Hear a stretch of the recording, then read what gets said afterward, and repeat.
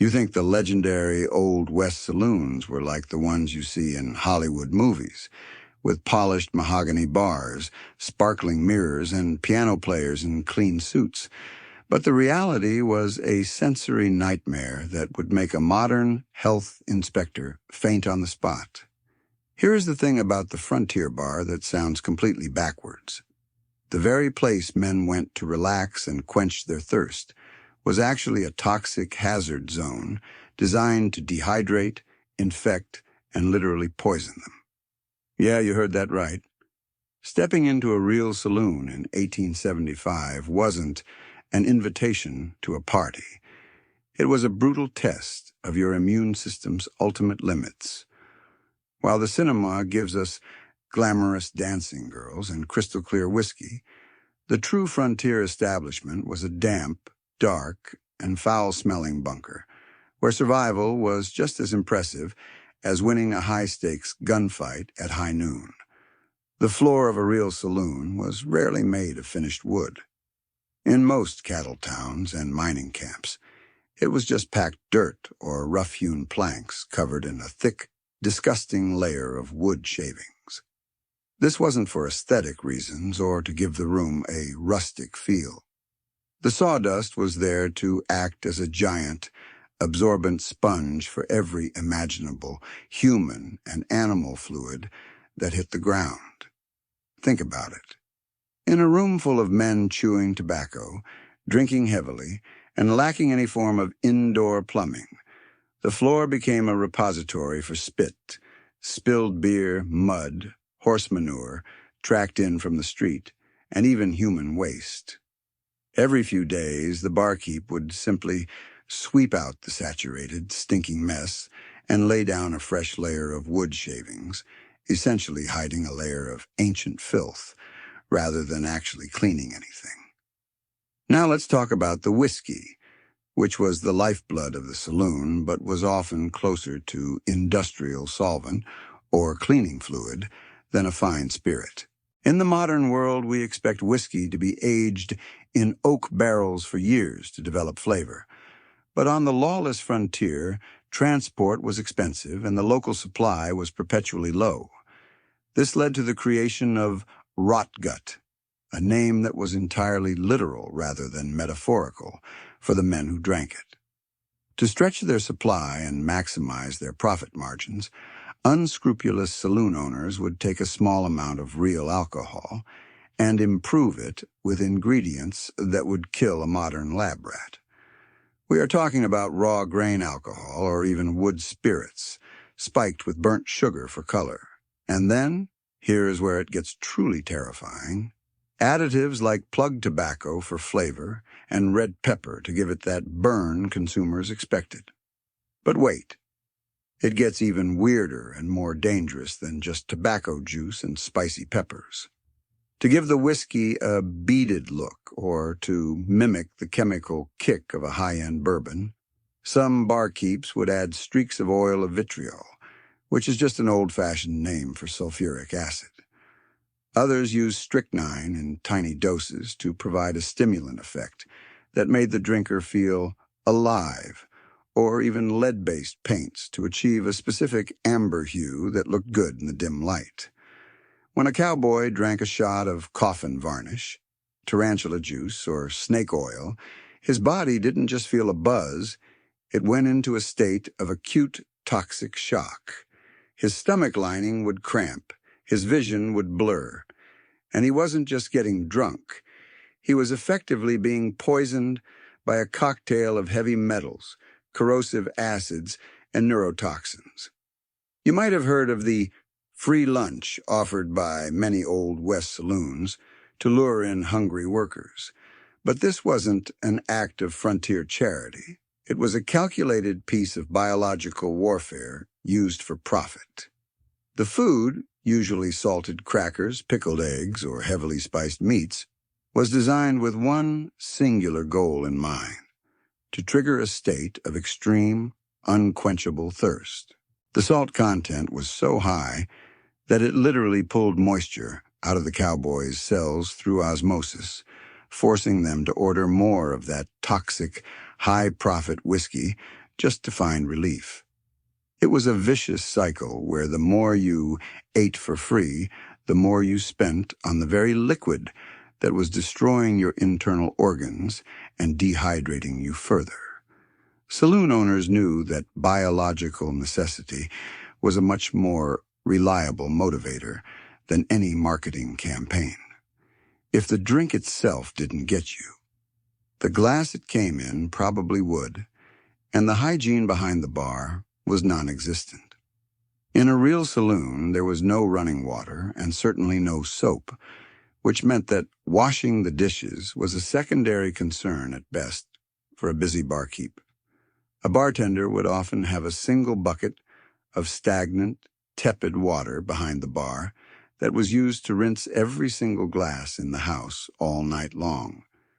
After a dozen men with tuberculosis, pneumonia, or unwashed hands had shared that same bucket, it became a concentrated, gray soup of frontier bacteria and infectious diseases. Seriously, the rinse didn't clean the glass. It simply coated it in a film of communal germs that made the spread of smallpox or the bloody flux through a mining camp or cattle town almost inevitable. The air inside these establishments was just as thick and dangerous as the liquids being served across the bar. Saloons were often poorly ventilated, windowless shacks designed to keep the heat in during the winter and the swirling dust out during the summer months. To light the room, they used kerosene lamps and tallow candles that put off a constant, greasy black smoke that coated everything in a layer of soot. When you combine that with a thick cloud of cheap tobacco smoke from dozens of pipes and cigars, the oxygen levels in the room would plummet to dangerous levels. Long-term saloon-goers and barkeeps often suffered from miner's lung, even if they never stepped foot in a mine shaft, simply from breathing the concentrated soot and toxic fumes of a Saturday night on the town. The physical bar itself was more than just a place to rest your drink or count your coins. It was a defensive fortification.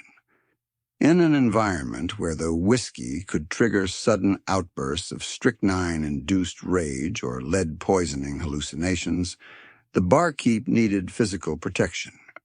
This is why saloon bars were historically very high, up to 48 inches, and made of thick, heavy timber that could stop a knife or a poorly aimed bullet. They served as a shield against flying chairs, shattered bottles, and the general chaos of a frontier brawl. The footrail at the bottom wasn't just for comfort either.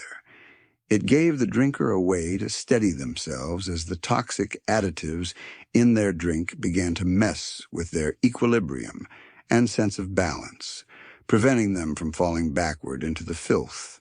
But here is where the saloon owners actually got creative, developing survival tricks that would make modern mechanical engineers respect their primitive hustle. Keeping beer from spoiling in a 100-degree Arizona or Texas summer without electricity was a massive challenge that required constant innovation. To solve this, smart owners would dig deep, unventilated cellars beneath the saloon floor, where the Earth's natural insulation kept the temperature at a steady 55 degrees. They would wrap their precious beer kegs in thick, wet burlap sacks. As the dry desert air hit the damp cloth, evaporation would pull heat away from the barrel, cooling the beer by 10 or 15 degrees through basic physics. It was a primitive form of evaporative cooling that kept the suds drinkable and prevented a riot while the world outside scorched.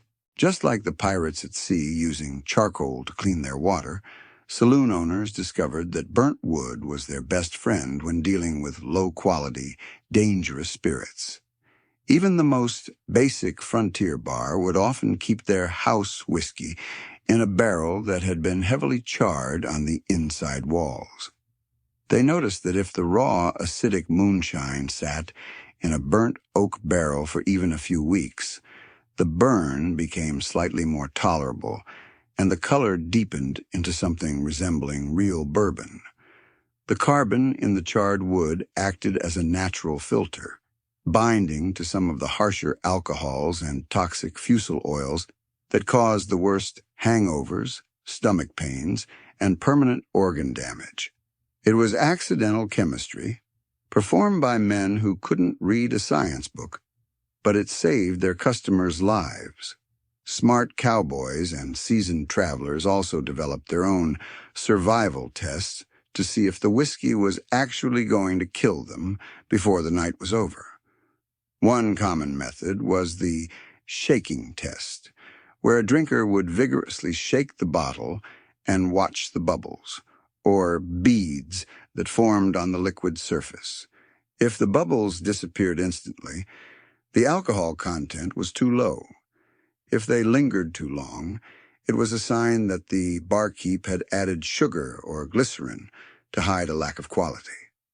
The most desperate men would even pour a little whiskey on a piece of wood and light it with a match.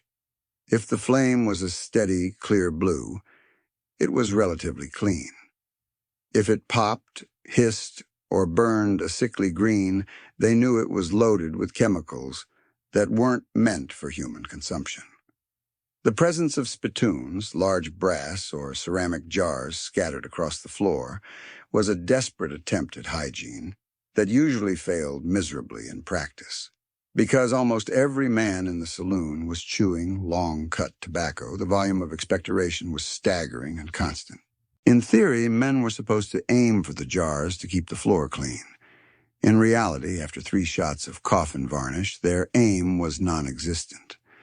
The areas around the spittoons became splash zones of concentrated saliva and tobacco juice, which would then dry into a fine, infectious dust that was kicked up into the air by every passing boot. This was the primary way that respiratory diseases like consumption spread through the West, turning the social hub of the saloon into a biological ticking clock. The smell of a real saloon is something modern history books usually leave out to protect the reader's stomach, but it was perhaps the most defining characteristic of the frontier experience. It was a pungent, eye-watering mixture of unwashed human bodies, wet horsehair, the acrid tang of ozone from the kerosene lamps, and the sweet, sickly rot of the moisture-heavy sawdust floor. When you add the smell of stale beer and the sulfuric funk of the cheap whiskey, the atmosphere inside the room was literally heavy and suffocating. It was a scent that would cling to a man's clothes and hair for days, acting as a permanent social marker that he had spent his time in the devil's drawing room rather than at a respectable home. Barkeeps also had to manage the house glass, a specific heavy-bottom vessel that was notoriously difficult to break and easy to defend. Because fights were frequent and resources were scarce, the glassware was often the saloon's most expensive and difficult to replace investment. These glasses were designed with a false bottom, a thick layer of glass at the base that made it look like you were getting a full measure of whiskey when you were actually getting about half an ounce. This kept the customers from getting too poisoned too quickly and ensured the owner made a massive profit on every single drop of his adulterated supply. It was a subtle, structural fraud that was standard practice from the plains of Kansas to the gold fields of California. The biological connection between the salt on the bar and the drink in the hand was the ultimate profit engine for the frontier entrepreneur. Just like seawater makes a sailor more thirsty by drawing water out of the blood, the salted meats of the saloon created a state of induced dehydration in the patrons. As the sodium entered the cowboy's bloodstream, his brain screamed for moisture to balance the levels. But in a place where the water was often as contaminated as the beer, his only social and psychological option was to pour more alcohol down his throat. This caused the kidneys to work overtime to flush the toxins, leading to further dehydration and a craving that looked like addiction but was often just the body's desperate, confused cry for pure hydration. In the hotter southern regions, ice was more valuable than silver and was the ultimate marker of a high-end establishment. Before the advent of mechanical refrigeration, ice had to be harvested from frozen northern lakes in the dead of winter, insulated with massive amounts of sawdust, and shipped thousands of miles by rail and wagon. A saloon that could offer an iced drink was a luxury establishment that could charge quadruple the standard price for a single shot. The ice was often dirty and filled with the pond water and organic matter it was harvested from. But to a man who had been riding through the Mojave Desert for a week, that cold, contaminated cube was the absolute height of civilization and worth every penny. The layout of the saloon also dictated the social survival and physical safety of the patrons based on where they stood. The top of the bar, the area closest to the barkeep and the heavy jars, was reserved for the big spenders, local power players, and those the bartender liked. If you were a bummer, a loafer, or a stranger, you were relegated to the ends of the bar, near the drafty doors and the overflowing spittoons. This wasn't just about social status. It was about physical safety and protection. Being closer to the barkeep meant you were under his watchful eye and his shotgun, making you less likely to be robbed, rolled, or harassed by the desperate characters who hung around the dark, smoky corners of the room. The dim lighting inside the saloon wasn't just atmospheric or for saving money on kerosene. It served to hide the disaster that was the saloon's standard of cleanliness. In the low, flickering light of a few lamps, you couldn't see the bugs swimming in your beer or the green mold growing on the edges of the salted beef on the free lunch table. This forced blindness allowed the patrons to ignore the stomach-turning reality of their surroundings and focus on the gambling, the music, or the conversation. However, the constant strain of trying to see in the smoky gloom, combined with the toxic chemical fumes of the lamps, led to chronic eye infections and vision problems for regular saloon-goers and professional gamblers. Many saloons kept a bar dog, which wasn't just a mascot, but a primitive biological alarm and cleanup system for the building. In a place where violence could erupt over a single card game or a misunderstood word, having an animal that could sense rising tension or the arrival of a dangerous stranger was vital for the barkeep's survival.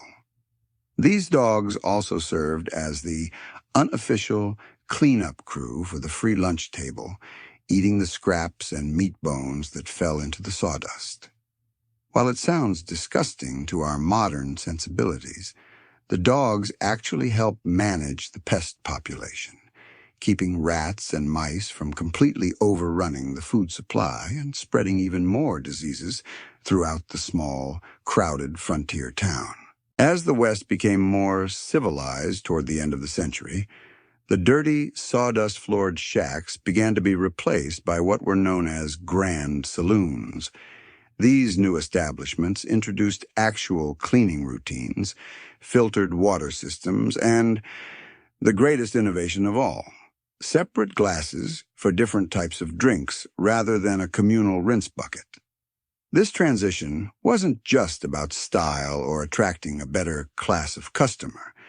It was a necessary move for public health. The mortality rate in frontier towns dropped significantly when men stopped sharing a single bacteria-filled bucket and drinking sulfuric acid mixed with tobacco juice. The Real Old West Saloon died out not because the cowboys left, but because the human body could only handle so much frontier charm before it simply gave up.